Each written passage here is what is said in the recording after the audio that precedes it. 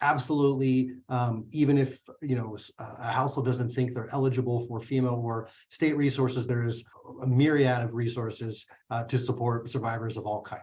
And so we typically just encourage people to apply. There's also an appeal process that people should follow, but don't assume that you're not eligible. Go through the process, and you may be surprised by the outcome.